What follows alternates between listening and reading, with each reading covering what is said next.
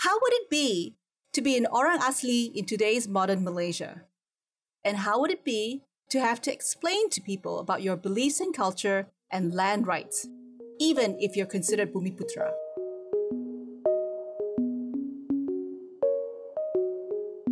When my mom and I passed by the land that was taken away, she always pointed here and there.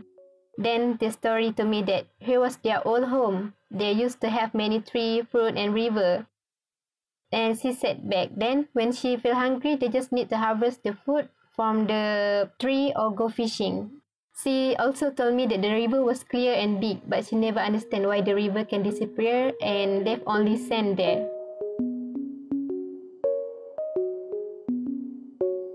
People seldom know and understand our Asli history and culture. Many people have stereotyped us and think we cannot live normal because we do not have religion and we are not modern as the urban. But we have our way of life and our belief toward nature.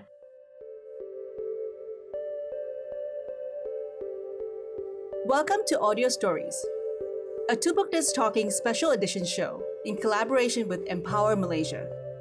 We bring you voices of marginalized communities in Malaysia by questioning how would it be to walk in their shoes. In this episode, you'll be listening to an Orang Asli experience. Don't miss the other episodes featuring transgender, refugees, and foreign spouses' voices. But first, a story. How would it be if the name of your tribe has become a common word to mean something negative and uncivilized? Follow the story of Sherry, a half-Jakun girl who had to figure out her identity in the face of casual discrimination. Macam Jakun, from an idea by Sherry Viviey, written by Honey Ahmad and read by Putri Nur Atika. There have always been trees, even before there was us. Sherry's grandmother, 𝗕𝗠𝗟𝗔𝗬𝗦𝗦𝗜𝗥, gave one of her profound proclamations as they went on their forest walk. They were in hutan Lantai Dato, near the village of Simpai. Sherry herself lived in the town of Pekan, but visited her grandmother every school holidays. 𝗕𝗠𝗟𝗔𝗬𝗦𝗜𝗥 was a respected elder and a bomo, medicine woman, of the Jakun tribe that lived in the village. When Sherry came to stay, she would follow her into the forest, the smell of loam and wet leaves in her nostrils, always excited for a day of exploring. Her grandmother would show her the tall, overstory trees with the ash-white trunks of the tualang, jutting out like sentinels. Sherry knew that honey was harvested from there, while the understory had smaller squat trees and vegetation, living in the moist shadows like endau palms whose fronds spread out like giant forest fans. There were the smaller brush at ground level, and from this, 𝗕𝗠𝗟𝗔𝗬𝗦𝗜𝗥 would carefully cut succulent leaves, pulling some out by the roots and adding to a basket on her back. She let Sherry wander around, and there was always something fascinating to see, like pitcher plants, giant screw pines, and orchids, nudging her like heads of tiny inquisitive children. Sherry would squat as 𝗕𝗠𝗟𝗔𝗬𝗦𝗜𝗥 peeled back leaves to show her wild mushrooms, some scattered like pockmarked sweets on the forest floor, some spiraling on jagged trunks. Her grandmother schooled her on what could be fried with garlic for a meal, what could be boiled for potent remedies, and what to never touch because they were poison. Unless you wished to feed it to your enemies, of course. Sherry's grandmother would cackle with laughter while saying something startling like this, and in between harvesting the medicines of the forest, she would sing in a warbling voice old Jakun songs of foolish men and clever animals. She taught Sherry how to recognize camphor trees.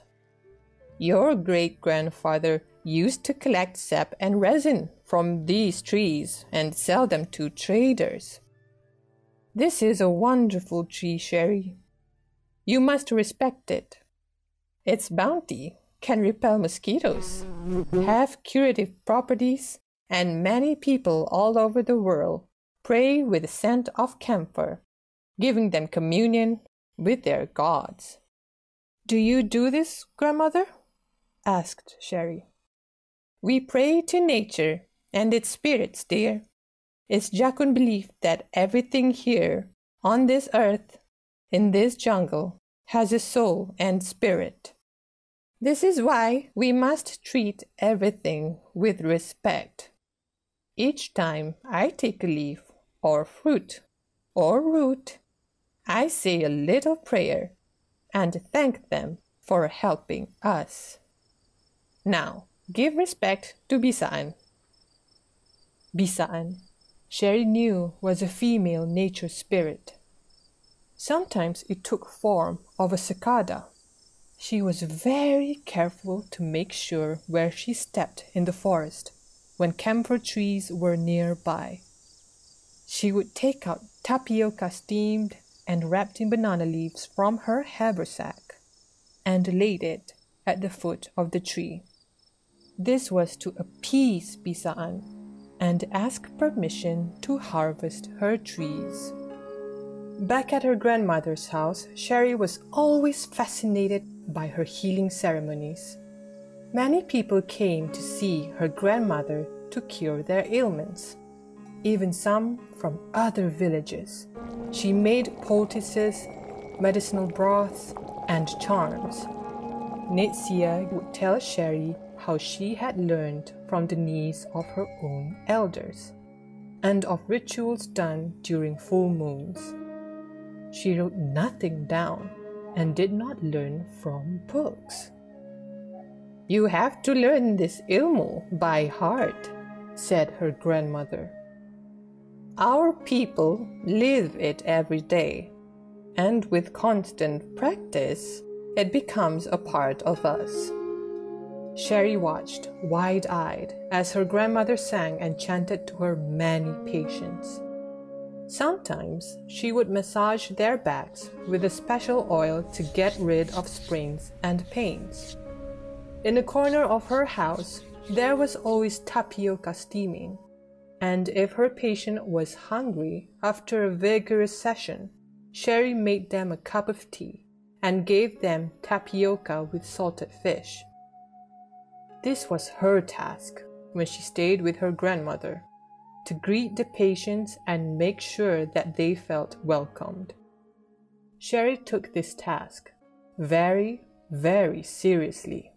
After a session, patients would leave her grandmother rice, sugar, sometimes biscuits, and snacks. A healer who drew upon power from the natural world must not take money for their services. Once, someone left a whole cake filled with cream. Sherry was more than happy to help 𝗕𝗓𝗟 finish that. At night, she cuddled up to her grandmother, smelling rokok down, smoked to keep mosquitoes at bay, and 𝗕𝗓𝗟 would swaddle her up in a thin blanket and pat her back until she fell asleep. Well, more like until she fell asleep. Often, Sherry would lay drowsily, listening to 𝗕𝗓𝗟's gentle snores before she herself dozed off, safe and loved. She thought her grandmother the cleverest woman in the world, an earth mother, and fairy queen, and wise witch, all rolled into one. There was nothing she did not know, and if 𝗕𝗓𝗟 wasn't sure, she would find the answer for Sherry. We cannot know everything there is in this alam, dear, so we must never stop asking, she always said, eyes dark and mysterious.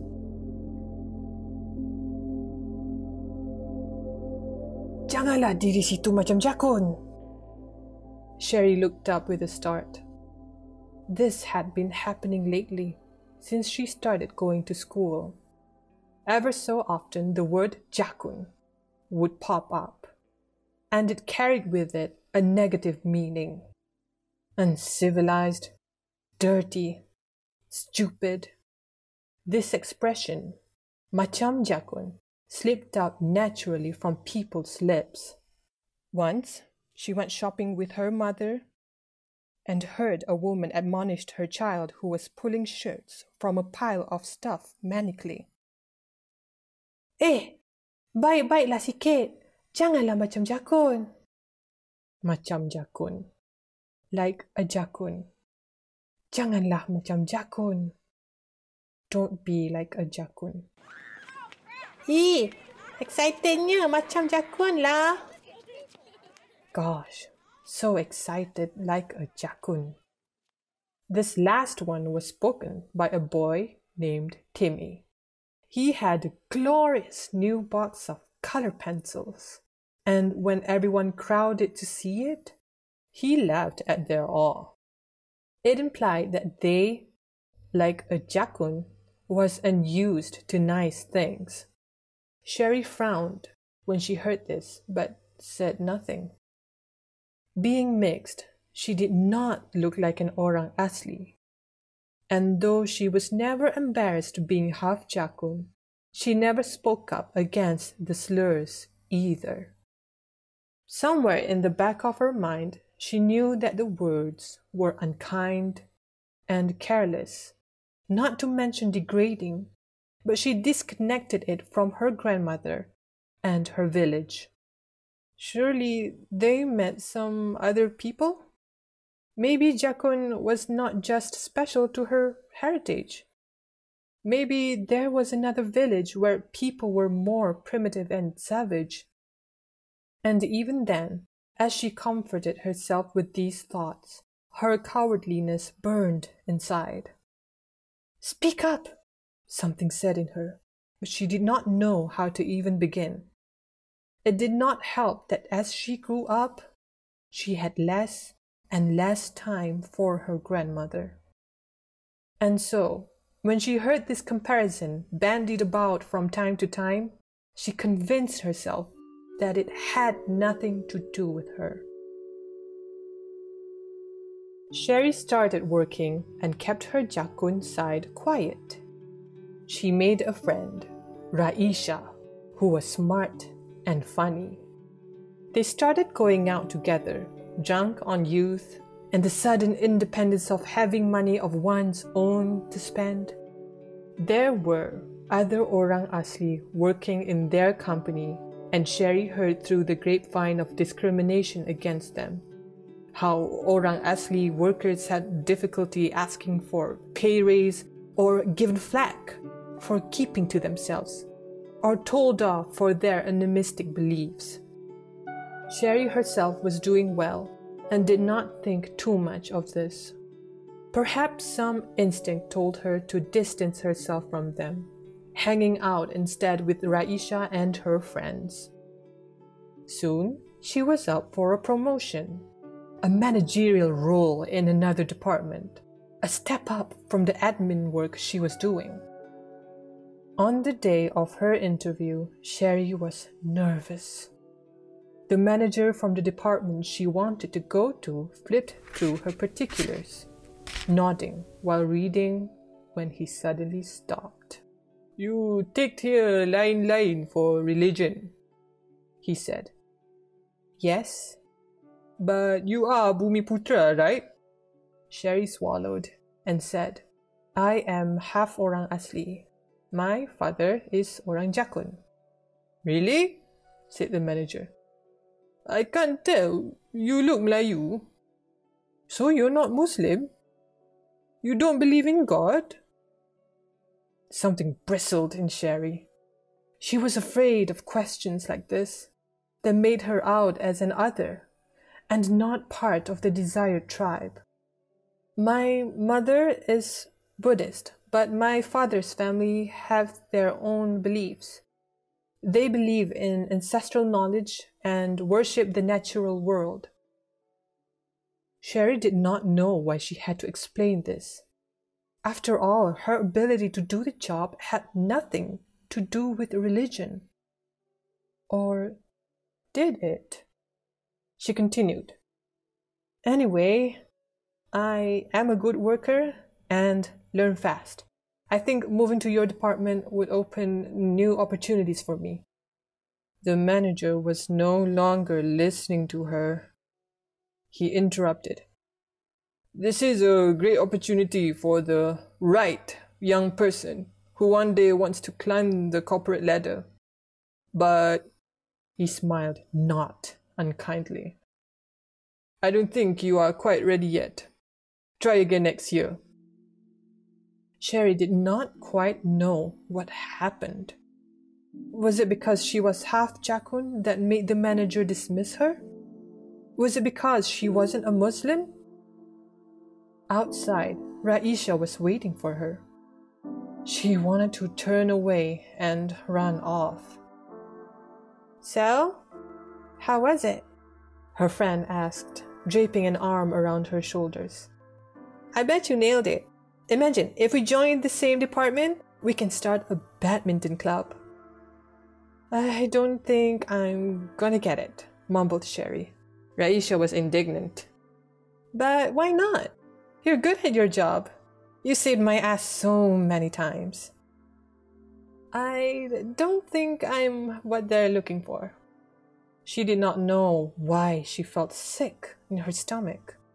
Sherry had lived her life very reasonably, not sticking her neck out unnecessarily, getting on with people. She was nice, goddammit. And now she felt discriminated. The world she made for herself tilting over into something out of her control. Come on, I belanja you lunch. Raisha led her to the canteen, already on a different topic. Sherry did not want to be around people, but followed her in regardless. As she walked into the canteen, she suddenly saw the world anew. People kept to their groups, and not just by profession, but by race, even gender. Accounting and marketing, mainly Chinese, hung together, as did the Malay runners, all male, who joshed at another table. There was another table of Indian admins and technicians. In the far corner, there was a table of Orang Asli janitors. She wondered if she should join them today. Maybe she could sit with them and ask them how they coped with working here.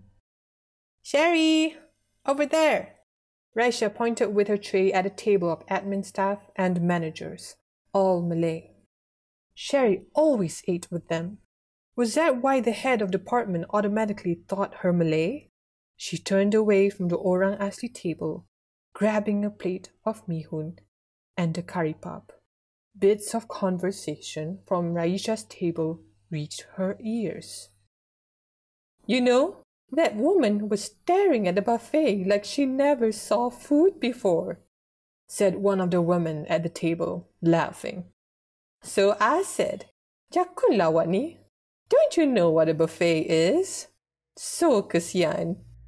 The peals of laughter burned her ears. What are you talking about?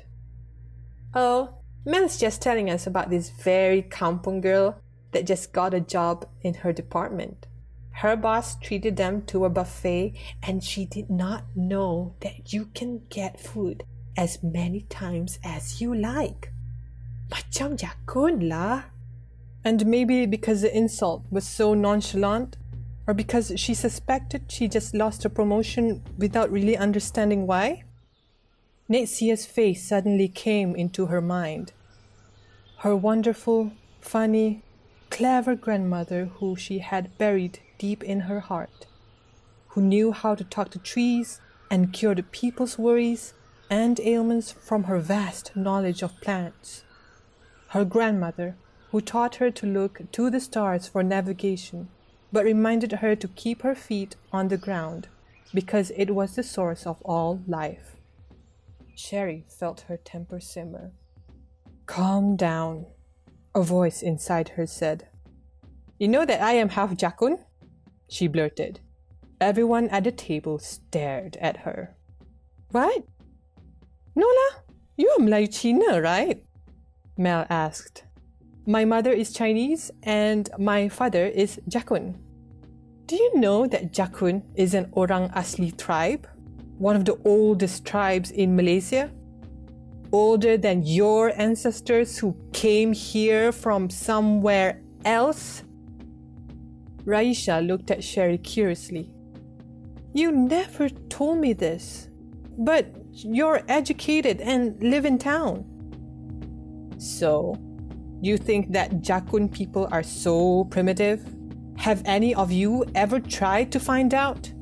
Talk to the other Orang Asli in this company? Hey! We don't mean anything by it. Everyone says it. It's just a figure of speech. Chilla! A guy piped up. Somehow, now that Sherry had spoken this truth out loud, she found all those years of pent-up frustration bubbling out, like a pot of porridge left too long on a stove. But why? Why do you say macam Jakun when you want to say someone is uncivilized or unrefined or dirty or without religion? Would you like me to say macam Melayu when you are lazy or petty or envious? Hold up, someone else said. No need to be insulting. But that's just it. By using the name of my tribe like this, you are insulting all Jakun people. We have beliefs and knowledge none of you know about. We live close to the forest, not because we are uncivilized, but it's because our culture is to be close to nature. We respect all living things, which is more than I can say about you lot here. Raisha suddenly stood up. Sherry, you can just say things about us like that when you have kept your Orang Asli side a secret. Why have you then, if it's so wonderful? It's because you are ashamed of it, aren't you? So don't come here and lecture us. Without meaning to, Sherry slapped Raisha. There was a moment of shocked silence, and instantly she felt that she had somehow acted exactly how people expected someone who was uncouth to act. She left the canteen, heart thundering. Sherry? 𝗕𝗠𝗟𝗔𝗬𝗦𝗦𝗜𝗥 hugged her granddaughter like she had just came back from a grand quest. When did her formidable grandmother get so old? She noticed that 𝗕𝗠𝗟𝗔𝗬𝗦𝗜𝗥's back was more bent, her hands more gnarly. In the years that passed, her body seemed diminished, although her eyes were still bright and twinkling. You should visit me more often.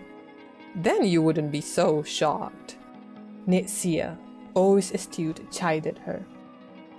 My eyesight is not as it used to be, so I have to look closer to the ground. Anyway, soon I will join the earth again when my time is up. It's good practice, she chuckled. Don't say that, 𝗕𝗓𝗓. The thought of a world without her grandmother made Sherry incredibly sad. She sniffed back tears. Oh dear, said 𝗕𝗠𝗟𝗓, grabbing her basket. This is what happens when you live in stone houses. You keep everything inside, and then it will burst out like a river breaking through a dam. Come, let's go pick mushrooms. Gratefully, Sherry followed her grandmother to the forest. She remembered asking her grandmother once why she never wanted to live in town. 𝗕𝗠𝗟𝗓 had waved her arms around her, as if she could gather all the trees in one large gesture. Why would I want to do that? You need to go to school and understand how it is to live in this world. I am old and content here. The forest gives me everything. Food for my belly, medicine for my pain, a roof for my head, and good company when I'm lonely. In town, my lungs will just be filled with dust and unhappiness, while here, I can smell the bedrock of all living things. Don't forget that, Sherry. We are of the earth. Sherry remembered this as she followed her grandmother like old times. They passed by a honey harvester with pails full of honeycomb, who nodded with respect at 𝗕𝗓𝗟𝗓𝗚. Sherry reached out her hands and let her fingers run through fronds and leaves and flowers. They were old friends saying hello. When she plucked things for her grandmother, she remembered to ask permission and give thanks for the bounty they were taking. And at the foot of the camphor trees, she left something for 𝗕𝗓𝗡𝗓. As she walked with her grandmother in easy silence, punctuated by the whir of cicadas and twitter of birds, she felt herself relax. Sherry did not realize how tensed she had been. Her grandmother smiled and put her wrinkled hands in Sherry's, leading her to a waterfall where they spent the afternoon swimming and sunning. Her mind quieted down, and Sherry knew that part of her misery was due to the fact that Raisha spoke the truth. That night, lying beside her grandmother, too big to be swaddled, but not too old to be patted to sleep, Sherry asked 𝗕𝗓𝗟𝗓𝗏 to tell her a story. Taking a drag of her rokok down, her grandmother began. Our people, as you know, are hunter-gatherers. We never stayed long in one spot, but one 𝗕𝗒𝗔𝗡𝗚 tribe decided that they wanted to settle, plant foods, and raise their children in one place. They found a wonderful valley and decided this was the place. They started working the land and building shelters. Soon, an older woman holding a black staff accosted them. You need to ask for permission to work this land. It's rude to assume that you can just live here without respecting those that came before you. Realizing their mistake, the 𝗘𝗠𝗣𝗢𝗓 of the tribe begged forgiveness. The older woman granted them permission and stuck her staff in the ground, warning them not to pull it out. As they were working, their dogs started barking at a piece of log. They threw a stick at the log, and it started bleeding. Fearing something supernatural, everyone started throwing their sticks at this log, and soon dark clouds gathered above them and heavy rain started falling. In the chaos, one of them pulled out the old woman's staff, and it was as if a plug had been released. This eventually formed 𝗕𝗠𝗟𝗡𝗧, and that log was a dragon called Naga Sri Gumum. This Naga, a serpent-like dragon, still resides in the lake, protecting it. The tribe realized that they need to always value the natural world, and this became part of their beliefs. By this great lake, they made their home and never forget to give thanks and offerings to those that were before. As with most folklores, it was more the sound of 𝗕𝗓𝗟𝗓𝗏's voice that gave it the magic. Our people have faced many challenges, Sherry, and will continue to face them. Remember, if you go far away from me and your tribe, we will always be here when you need us. Sherry realized that she needed to know more about her 𝗕𝗒𝗔𝗡𝗓 heritage. Only then can she change other people's minds. As usual, her grandmother fell asleep first, and Sherry took her phone from her haversack and went outside where she could get better signal. The air was fresh as she breathed it in, tinged with wood smoke and camphor. Somewhere a dog barked. The trees were out, and she felt part of something bigger. Bigger than her hurts and pains. Bigger than just a word. She wanted the phrase 𝗕𝗠𝗟𝗡𝗧 one day to mean forest knowledge and love of all things, because that was what she always knew, the other half of her. Taking a deep breath, she called Raisha.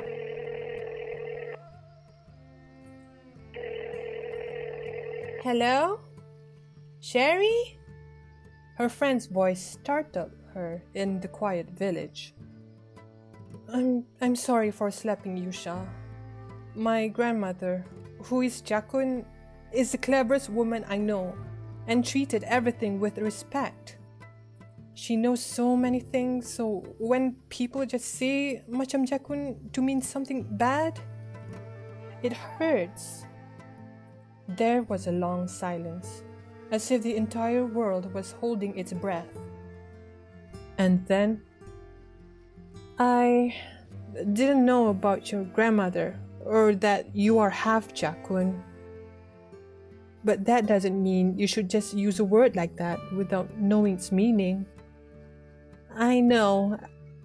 I guess until now, I did not realize it. We've always used it, and I'm sorry too, Sherry. Let her in. Try it. Maybe she should start listening to her inner voice. Maybe it was her grandmother watching over her. I was wondering if you would like to come to my village sometime? Meet my grandmother? She waited, but not for long. I would love that.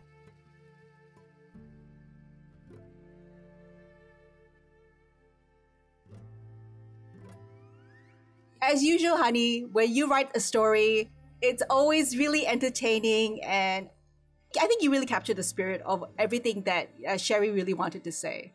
Oh, thank you, Diana. I think I was a bit apprehensive when I sent it to Sherry to read. Do you know what I mean? Because in a way, it was conceptualized by her. But the fact that she really enjoyed it, that makes me feel at least that I've captured the stuff that she wanted to say. It's more of a semi-biographical kind of story, right? It's like an I-novel, in a way. An I-novel? Wow, I have not heard that phrase in a while.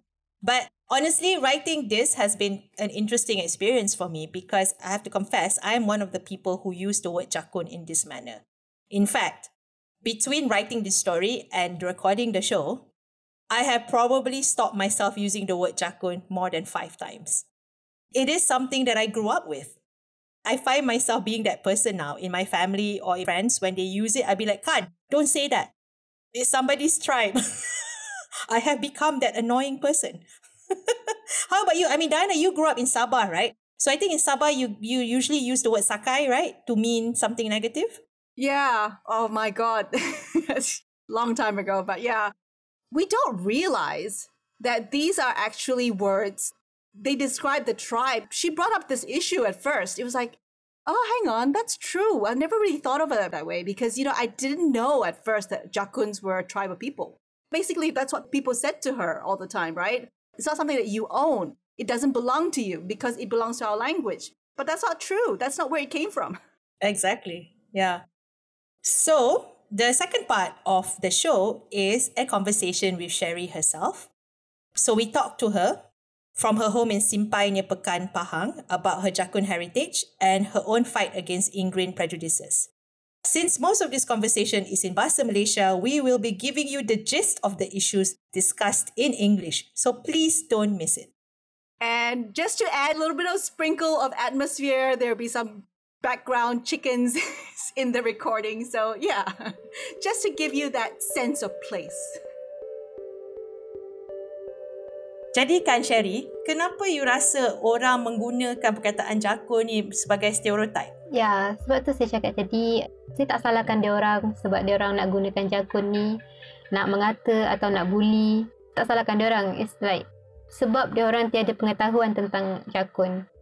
Sebab jakun ni kurang didedahkan kepada mereka.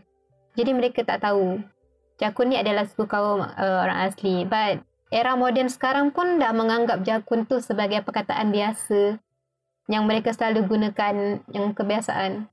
Bila kita tegur orang pasal jakun ni, dan dia orang asal cakap, dia ni memang bahasa ibunda dia orang. Memang bahasa mereka yang jakun ni refer kepada benda-benda macam tu. Benda-benda yang agak negatif, bodoh like that. Dan tapi we want to claim that jakun is our bangsa. For example, selalu saya cakap ni, bawang, pisang, solely dibuat direka-reka oleh manusia sendiri. And pada zaman dahulu, orang using jakun memang akan refer pada benda semut. Memang direka dan bukannya bahasa yang keluar daripada kamus Dewan Bahasa dan bukannya bahasa yang memang diajarkan macam tu. Kenapa saya cakap macam tu? Sebab, kalau diorang nak claim jakun tu adalah perkataan yang kotor-kotor macam tu, why diorang akan sambung macam orang asli?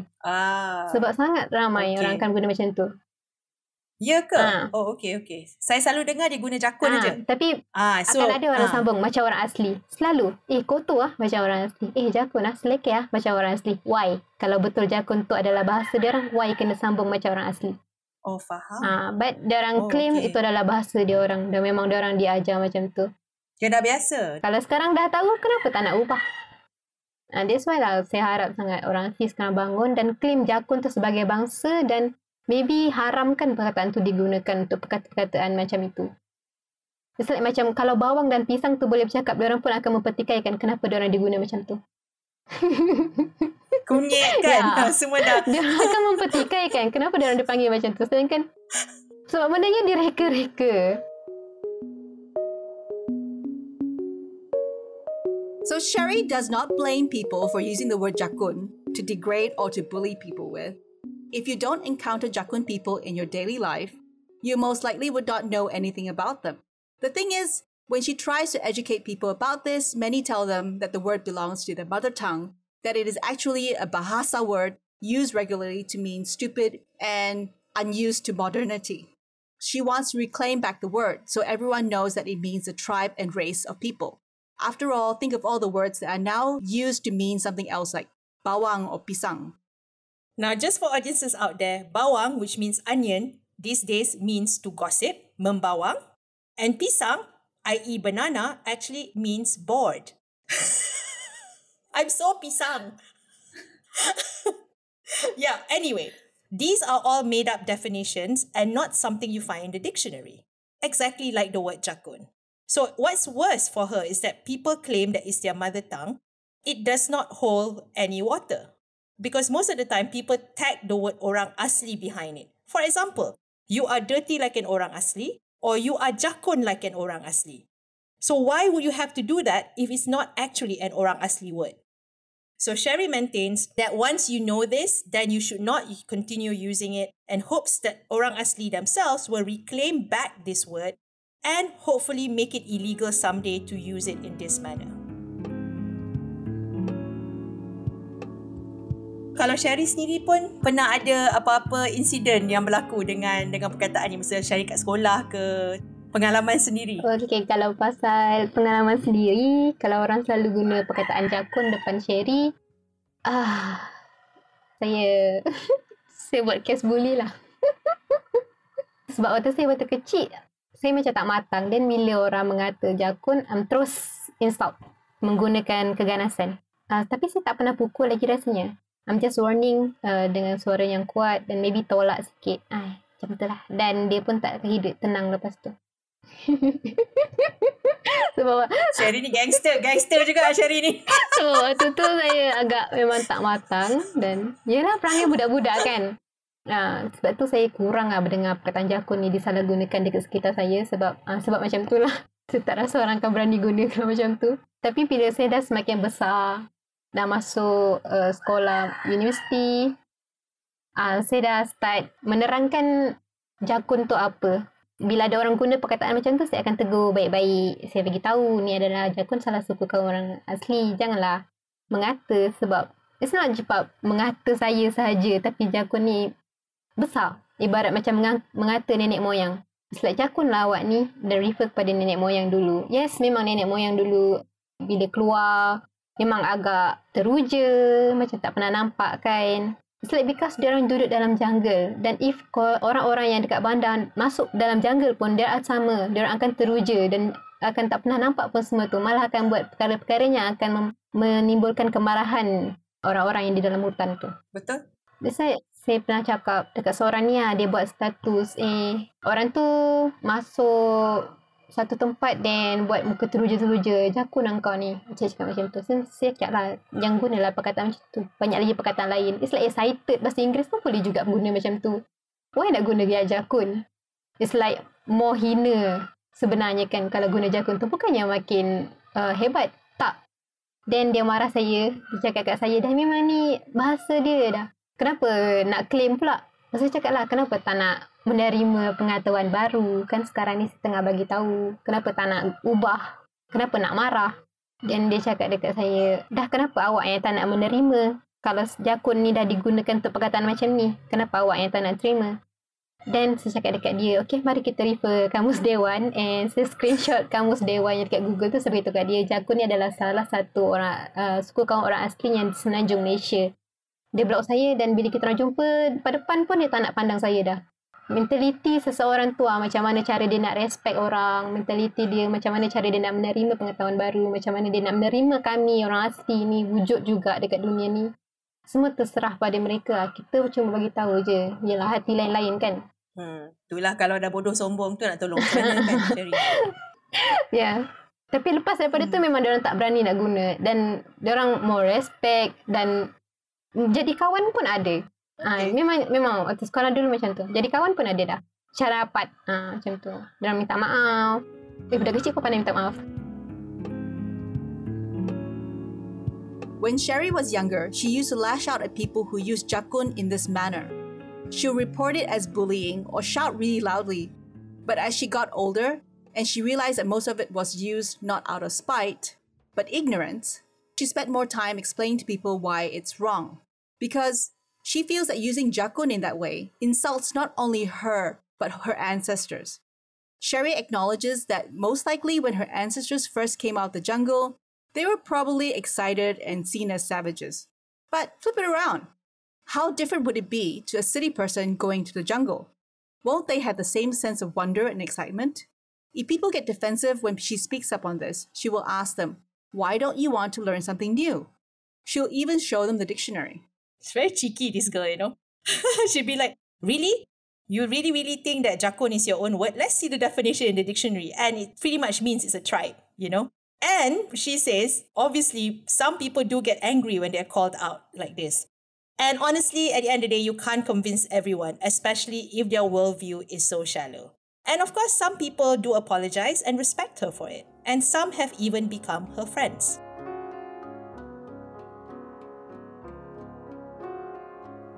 Cerita dongeng kegemaran Sherry. Dongeng orang asli. Okay, sebenarnya banyak cerita dongeng yang saya suka. Sebab bila kita duduk saja-saja pun nanti macam contoh akan berlaku sesuatu, okay, orang yang lebih tua daripada kita dia akan start bercerita. Satu cerita yang boleh bagi pengajaran lah adalah cerita tentang celau. Celau ni adalah perkataan daripada orang Jakun. Maksudnya kita membuat sesuatu yang menimbulkan kemarahan alam dan akan terjadi hujan ataupun malapetaka. Pada zaman dahulu lah ada dua budak manusia ke, dia main sama-sama dengan haiwan. Haiwan tu seekor monyet dengan seekor kucing. Dan diorang ni pun cuba-cuba kahwinkan kucing tu dengan monyet. Lepas tu diorang pun siap buat persandingan untuk mereka. Jadinya bila diorang buat macam tu, diorang ketawa lah, suka-suka, sangat-sangat suka-suka kan. Lepas daripada tu, tiba-tiba cuaca pun berubah, kilat, hujan, guruh. Sebabnya benda tu tak sepatutnya berlaku. Jadinya tempat yang diorang main tu berubah jadi batu. Dan haiwan tu pun jadi batu juga. Dan dua manusia tu hilang. Benda yang paling penting daripada cerita ni adalah kita tak boleh buat main-main dengan kehidupan yang dicerita ni. Tanya pada kucing, tanya pada monyet, dia orang pun tak suka dia buat macam tu. Tapi sebab kita tak faham apa yang dia cakap, jadi kita suka-sukalah nak buat dia orang macam tu. Jadi memang ini agak menimbulkan kemarahan daripada alam. That's why jadi hujan apa semua. Saya dulu pun pernah buat juga. Waktu saya kecil, saya pernah tangkap anak ayam dan saya masukkan dalam kuali. Saya pun seronoklah mainkan dia. Saya pun goreng-gorengkan dia dalam tu dan dia pun masih hidup lagi. Seronok main kan, happy. Nak tengok ayam tu berlari-lari, seronok. But then, malam tu hujan ribut peti. Sangat kuat. Macam nak ambil jangu saya dah. Lepas tu, saya pun cakap dekat mak.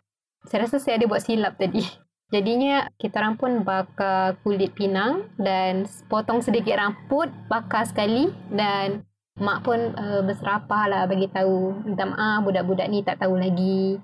Macam tu lah. Dan baru reda. Lepas daripada tu, saya dah tak berani dah nak main dengan haiwan, nak gelakkan dia orang ke, nak bodoh-bodohkan dia orang ke, nak sakitkan dia orang ke, macam nak pukul dia orang ke, memang tak berani dah.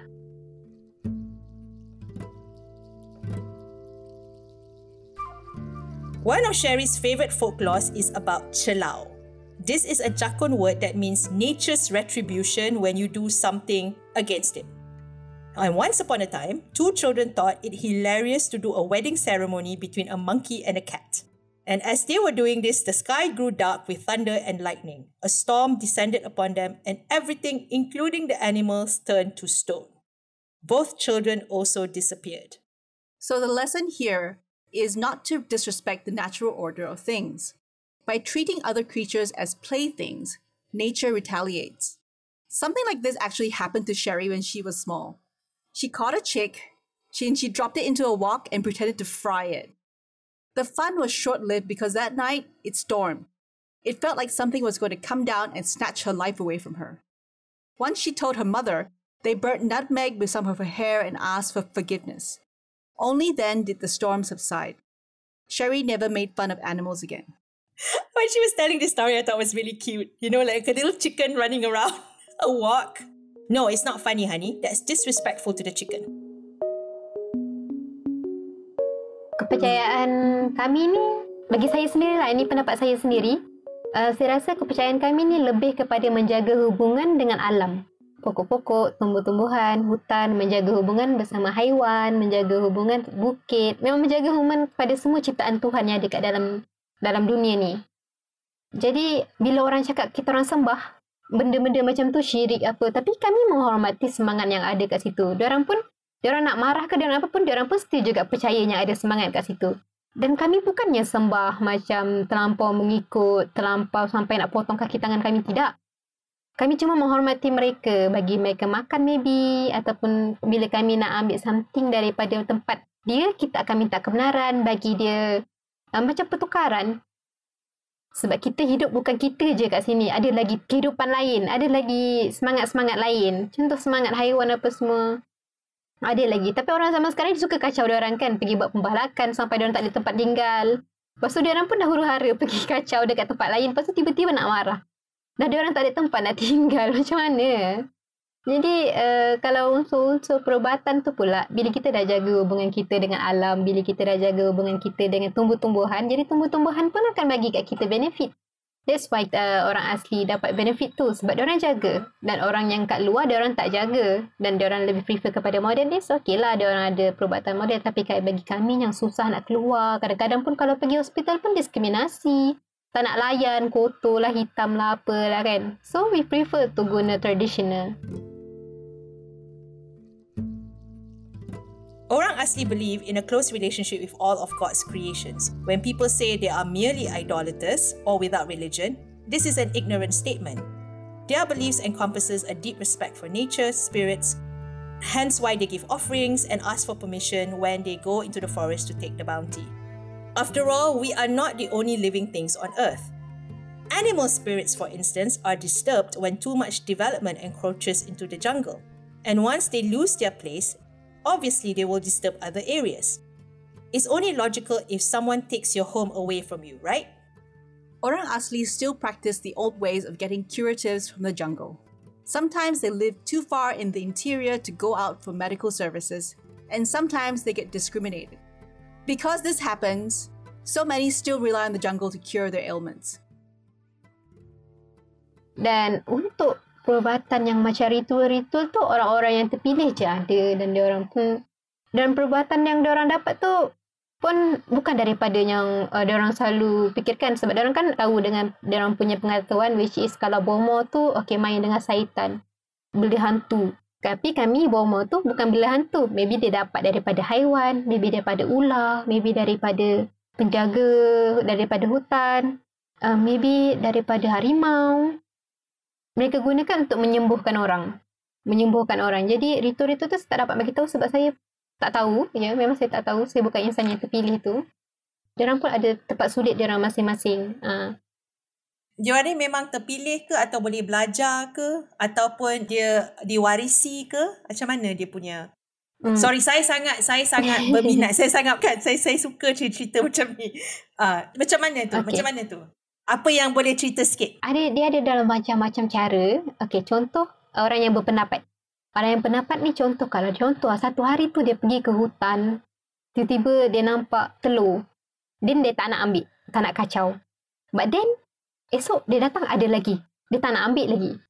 Sebab telur ular dan besar. Jadinya hari ketiga dia datang, tiba-tiba rasa macam nak ambil. Bila nak ambil, dia pun ambil bawa balik rumah. Dan dia pun mimpi, ular ni nak berteman dengan dia, nak jadikan dia tuan. So, daripada situlah dia cuba. Okay, mula-mula dia tak tahu lagi kekuatan yang dia dapat ni untuk apa. Untuk sembuhkan penyakit ke, untuk apa ke, kita pun tak tahu. Jadi dia cuba. Bila dia cuba dengan kehendak Tuhan, boleh sembuh penyakit tu, untuk sembuh penyakit yang jenis-jenis macam ni. Kalau contoh lagi, macam nenek saya dulu ada pernah cerita, ada ular, 5 beradik, 5 ke 7 nak jadikan dia tuan. Tapi dia tak nak. Dan ular tu pun kadang akan jelmaan daripada bunian. Bunian ni pun wujud. Dulu kat kampung saya pun pernah ada bunian juga, mak saya cakap. Tapi sebab hutan dah tak ada, dia pun tak ada tempat tinggal nak duduk. Orang asli boleh dia ubah tempat tinggal dia, tapi orang bunian tak boleh nak ubah tempat tinggal dia. Bila nenek saya tak nak, nenek saya tolak. Hari ketiga, ketujuh macam tu, okey, bila nenek tak nak, dia pun pergi. Boleh tolak juga. Kalau ni jenis yang berpendapat, haiwan tu datang dekat dia. Datang dalam mimpi atau secara real. Kalau contohnya diwarisi tu, menuntut. Ilmu-ilmu ni boleh dituntut. Jadi kita berguru lah. 3 hari, 3 malam ke, seminggu berapa ke kita berguru. Tapi mesti sampai putus. Putus tu maksudnya putus. Macam orang bersilat, bila kita belajar, kita akan ada final. Nak putus perguruan tu. Jadi kita pun ada. Maybe orang akan cakap ni syirik kan. Tapi ini ada kepercayaan kami. Kami daripada ayat-ayat tersebut tu macam memohon bantuan daripada alam. Ada sejenis-jenis penyakit yang akan diduga. Kita panggil diduga. Kita kena alami dulu bila kita boleh sembuhkan penyakit yang datang kat kita tu. Okay, baru kita boleh sembuh orang. Macam tu. Menarik. Dia boleh dituntut dan boleh diwarisi. Dan boleh berpendapat. Maksudnya, benda tu datang. Macam tu. Dia macam semangat dia datang lah. Kadang-kadang orang Melayu panggil macam jadi pendamping. Macam tu lah. Dia bersama kan. Dia jadi pendamping. Ya, okay. Tapi pendamping dia orang macam scary-scary sikit lah. Yeah. Dia bukanlah jadi macam jadian. Macam jadi harimau jadian ke. Ada? Kalau yang tu ada. Macam shapeshifter gitu ada. Yang itu ada juga. Saya pernah dengar juga ada macam tu. Harimau. Bila dia nak berubat ke, adalah dia kat belakang kan. Jemaah dia ada. Tapi kebanyakan orang-orang macam ni susahlah nak meninggal kalau tak ada orang nak orisi. Jadi benda tu tak bertuan.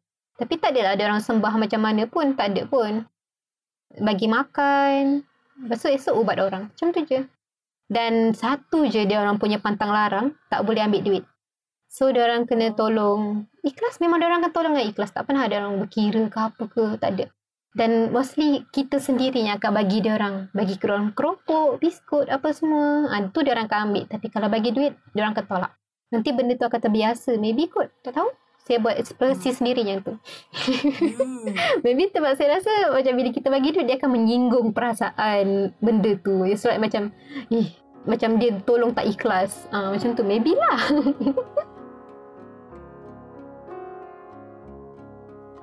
Orang Asli bomos or shamans are known for their rituals, and only a chosen few know how to practice it.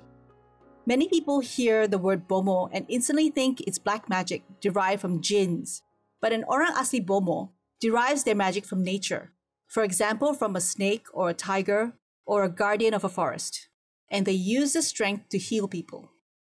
I asked Sherry, how does one get these powers? Apparently, a person can be approached by an animal spirit. For instance, a person walks into a jungle one day and sees an egg. They leave the said egg alone, and the next day, there it is again. And the day after. Now, on the third day, something moves that person to take the egg home. That night, they will have a dream of, for instance, a snake who wants to be their companion. And gradually, they will learn what the benefits of this partnership brings, like what kind of healing powers do they have. Because they can't heal everything. Different animal spirits will give you different powers. Sherry's grandmother apparently was approached by a company of snakes wanting her to be their companion. And sometimes these animals can be a bunyan. I suppose our fairy folk in disguise. Bunyans, according to Sherry, face the same problems of depleting forests and losing their homes.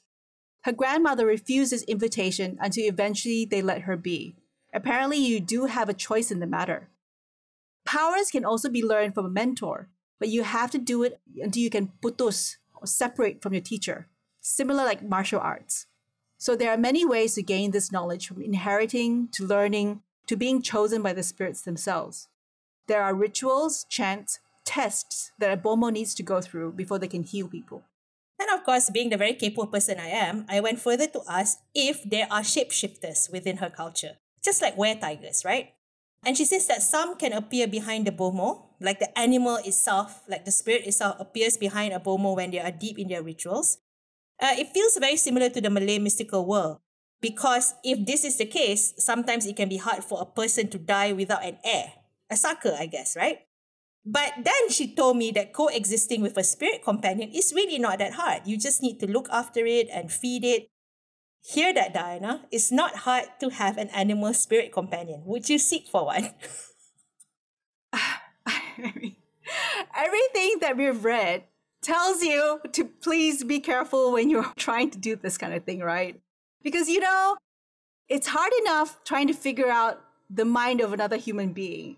Even if that person is as close as your own spouse or your child, living together, there's a ton of things that could go wrong. Like, what could go wrong if you get a spirit and you tell it to do stuff and I don't know, honey. You really think that's a good idea? Yeah, I think don't go picking up eggs in the forest. That's what I'm saying. So if you see an egg, if you go hiking, leave it alone. Her grandmother's a really wise woman, isn't she? Yeah, because I bet you, right, as all things, right, there is a give and take, right? So if you do accept powers, what are you giving back in return? So interesting. Now, back to the bomo thing, right? The one rule that they share is that you can't take any money for healing people. People usually bring food in exchange for their services. I mean, Sherry reckons maybe it's to do with the fact that you need to be pure of heart when you're helping somebody. I don't know. You probably have to ask the spirit animals themselves. That's really interesting, actually. You know, like this the whole idea of like asking the spirit for help. Would the spirit want to help you? Yeah, yeah. There seem to be a lot of, I suppose, the rules of engagement.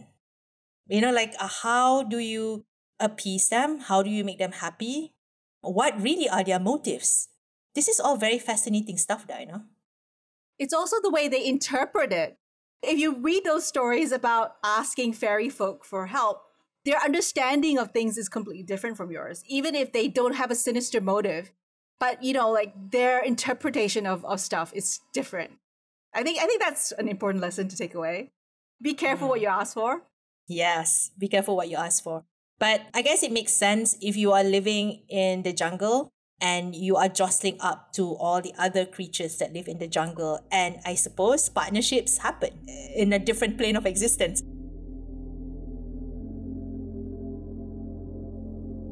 Apa harapan Sherry untuk masa depan lah? Apa yang Sherry ingin orang lebih ketahui tentang orang asli? Benda yang saya selalu fikir pada start saya sekolah dulu. Kenapa kita tak ada bangsa kita sendiri? Kenapa kita kena tanda dekat bangsa lain-lain? Tahu diorang nak cakap kita banyak, tapi orang asli pun dah cukup. Maybe tambah sikit kolom orang asal ataupun orang asli. Orang Sabah Sarawak pun sama juga. Diorang pun still juga maybe tick kat tanda lain-lain juga. It's not bagi orang asal ni satu identiti juga. So, tak payahlah kami type bangsa lain-lain tu. Sebabnya kami rakyat Malaysia, kenapa kami perlu tick kat kotak lain-lain tu? Tu ada perkara yang pertama saya selalu fikir waktu saya sekolah dulu. Dan saya harap memang perubahan yang seperti macam ni akan berlaku. Orang asli ni diiktiraf. Dan tanah orang asli, hak orang asli juga diiktiraf. Bila saya cakap pasal harapan ni, memang saya nak sangat orang tahu pasal culture, history, pasal kita orang. Saya nak dia orang tahu dan menghormati. Macam mana saya tahu tentang agama dia orang, macam mana saya belajar tentang agama dia orang dan saya menghormati kepercayaan dia orang. Saya nak macam tu dia orang juga belajar tentang saya punya kepercayaan, belajar tentang saya punya culture dan menghormati culture saya. Satu lagi saya fikir balik kan, kenapa tak ada wakil orang asli dekat parlimen? Which is yang akan tukar semua dan akan kontrol semua hak-hak orang asli dan bukan membicarakan orang asli lebih tahu daripada orang lain. Why not bagi orang asli sendiri yang pegang? But then, bila saya dah makin besar, saya dengar orang cakap bila nak benda macam tu kita kena masuk agama lain. Jadinya bila kita dah masuk agama lain, bukan nak cakap agama lain tu tidak baik, apa semua baik. Memang sangat bagus. Tapi kita akan kehilangan kan identiti kita bila kita dah masuk agama lain. It's like macam benda-benda yang kita selalu buat pun belum tentu kita boleh buat juga. Jadi kita dah akan lebih kurang mendalami kita punya identiti. Macam sekarang juga kan ada orang yang cakap pengarah orang asli kan, pengarah jaguar orang asli dilantik, tapi dia still juga dikontrol oleh orang atas kan. Segala keputusan dia pun dia tak dapat nak buat dengan secara mutlak. Mungkin orang akan fikir kami ni still lagi dalam kami punya kempompong, still juga tak boleh berfikir. Maybe diorang fikir macam tu kan. Sebab tu diorang cakap kita kena menganuti agama di mana di sana ada landasan yang benar, ada landasan yang betul. Sebab diorang bertulis jadi ada bukti tentang diorang punya agama tu betul. Jadi kepercayaan kami tak ditulis tapi kami diwarisi secara nenek dan moyang. Jadi kami pun sukan untuk membuktikan bahawa kepercayaan kami pun betul, kepercayaan kami pun berguna juga. Jadi saya memang rasa saya lah kalau adanya wakil macam tu dan suara ni didengari dan kerajaan pun cuba untuk mengiktiraf hak kami, jadi stereotip diskriminasi ni mau akan habis, akan tutup. It's like macam kita merdeka tapi saya tak rasa orang asli merdeka. So what kind of change does Sherry want? She has always wondered why there isn't an Orang Asli or indigenous box to tick in forms when asked for race. Why do they have to keep ticking the box that says others? Even tribes in Sabah and Sarawak tick the box others even though we are all Malaysians. These are some of the ways that she feels that Orang Asli are marginalized, not recognized as a proper race and having very little agency over their land rights, for instance. It is her hope that one day more people would know Orang Asli stories and culture just like she had to learn about other people's religion in school. And why is there no Orang Asli representation in Parliament? Wouldn't it make more sense that Orang Asli affairs are handled by someone within the Orang Asli community?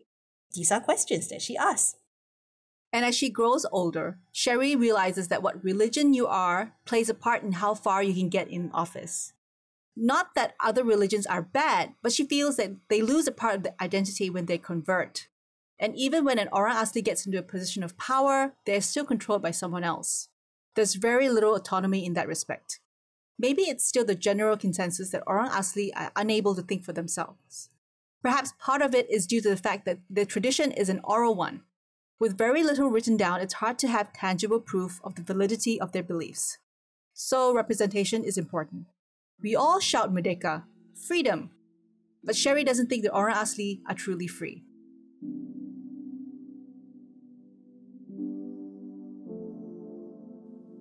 Yang saya haraplah bila dapat orang asli ke depan menjadi wakil tu, tak ada diskriminasi terhadap agama tu.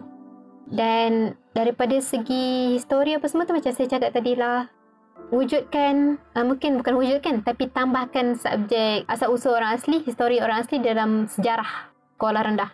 berapa suku kaum kami ada. Bukan setakat Jakun je yang selalu diskriminasi ni. Semua suku kaum orang asli pun selalu juga macam tu. Nak daripada segi rambut, daripada segi penampilan, pakaian, tubuh badan. Saya pun tak tahu apa yang diorang fikir yang nampak benda ni tak kena sebagai manusia. Yelah, maybe rumlah orang manusia yang suka tengok benda yang cantik-cantik je kan. Tapi ni semua adalah keindahan yang Tuhan ciptakan. Then maybe juga tambahkan persatuan orang asli dekat sekolah. Bukan untuk berpuak-puak, bukan. Untuk mereka mendalami lagi mereka punya identiti. Sebab ramai orang asli sekarang dah semakin hilang identiti, dah terlampau moden. Diorang pun kadang-kadang dah lupa tentang budaya, apa yang berlaku, apa yang kita buat. Saya sendiri pun mengaku, saya pun tak tahu semua tu. Sebab sekarang pun dah ramai yang kacuk kan. Jadi, maybe tumbuhkan persatuan orang asli untuk menguatkan lagi identiti tu. Daripada kelab tu juga kita boleh beritahu tentang culture, bagi tahu tentang apa yang keunikan kita ada, persembahan. Macam tu lah. In schools as well, why not add the subject of Orang Asli in history texts? Not only does the Jakun face discrimination, but other Orang Asli tribe faces the same discrimination. They are often criticized for their hair, their looks, their clothes, but she reckons if we are all God's creatures, why must this be an issue? She wants schools to have Orang Asli clubs so that the younger generation have a place to learn of their heritage and identity. Obviously, they modernize and start living in towns and stuff like that. They do so at the expense of their own heritage.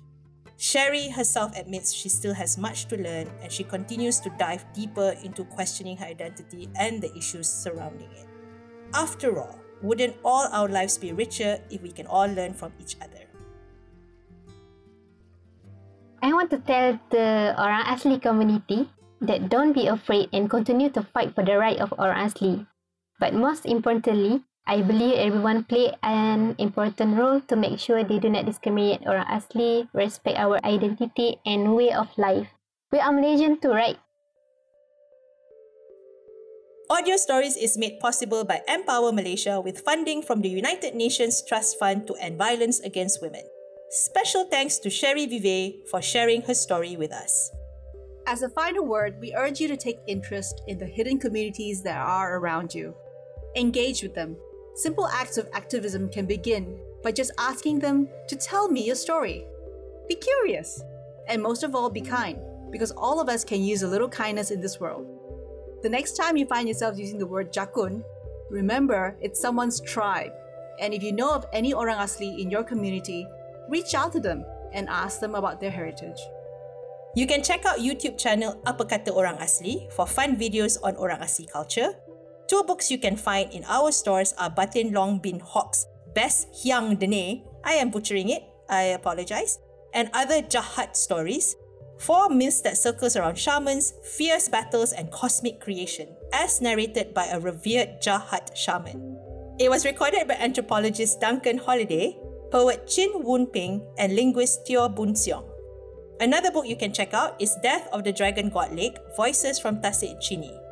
It focuses on the Jakun of 𝗕𝗡𝗡𝗡 and their contemporary struggles. The authors conducted interviews and field discussion groups and observed adults and children living around 𝗕𝗡𝗡𝗡. And I guess it also records how it was before and how it is today.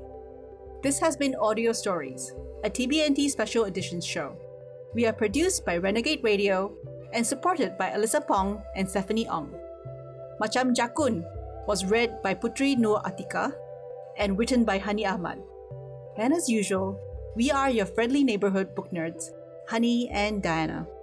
For more details on the work that Empower Malaysia does, you can follow them on Instagram at MyEmpower, Twitter at Empower Malaysia, or go to their website at empowermalaysia.org. To read the audio story in a written form, you can also check it out at feminist.my. We leave you with a quote from George R.R. Martin. Never forget what you are, for surely the world will not. Make it your strength, then it can never be your weakness. Armor yourself in it, and it will never be used to hurt you. Thanks for listening, everyone. Be well and read voraciously.